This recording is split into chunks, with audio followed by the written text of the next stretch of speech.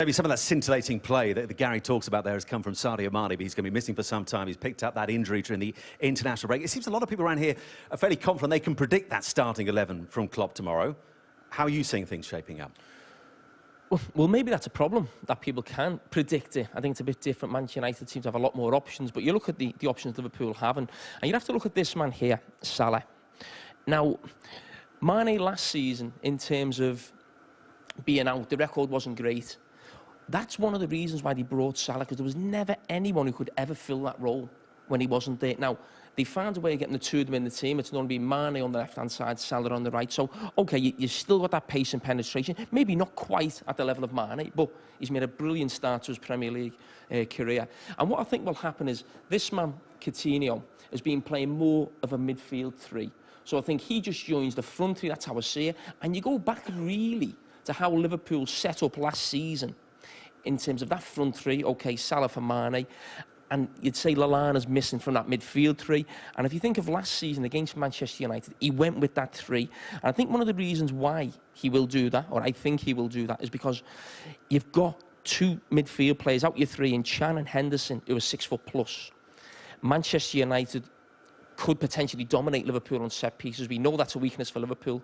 Jose Mourinho will be all over that. I'm sure he's been working on it. So that's what it gives you, because the front three, there's no height, no presence there. So at least in that midfield, then you have two players to aid the back four in defending set pieces. Can I just ask you one thing about Coutinho and Firmino? Because Klopp has talked about them today. He said, look, they've only flown back yesterday from South America. He said they had a pretty nice ride because he's seen the price of the flight. But they haven't had physically, however comfortable it is, that long to get used to the time zone once again, and then to go straight into this fixture. Is that a worry at all for you?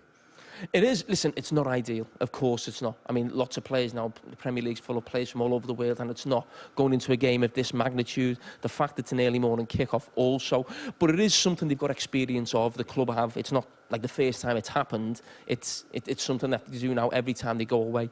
The unfortunate thing is it's a 12:30 kick-off, so it's not really easy, but we won't know until we see the game tomorrow and you know, how it pans out and how those two players perform, because they have to perform. Cara, I don't know if you agree with me, but you've played with Coutinho. You know, in that short period I worked with, you know, Philip and Firmino, they're tough.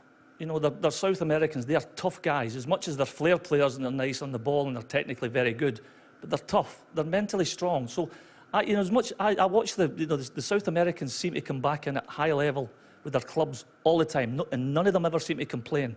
You know, Messi's and that, they travel, you know, the whole length of the world, and they come back and they always play.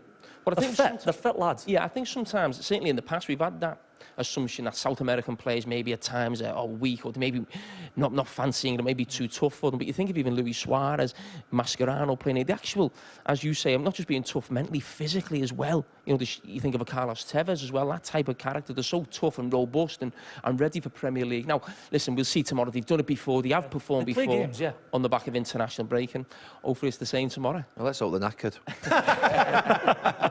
Things a bit more. I mean, we know.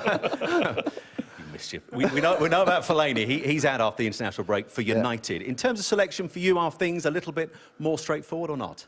I don't think. I mean, midfield. I think it will be Matic and Herrera. I think these six will play. I think Valencia will play. I think the 3 question marks over the United team will be, and you know, Jose will want to basically deal with Liverpool's main threats, which I think are these two, Coutinho and Salah.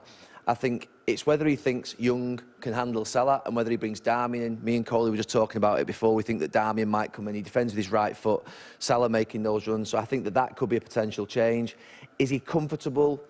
Marcus Rashford has played for England. Martial hasn't. That's been a conundrum all season for Jose. And to be fair, both of them have done brilliantly. I don't think you can go wrong with either one. The one over there is just the only one. With Coutinho, let's say that, you know, Matic is there. He plays in that gap, in that space. And with Moreno going forward, there is that potential. Is Juan Mata the person that can get back in there and then get up the pitch? So I wonder whether Jesse Lingard or whether Rashford or Martial could go over that side. That's the only questions for me, is whether, you know, Young plays left back. I think it'll be Darmian on that right-hand side with Mata. And then is it Rashford or Martial?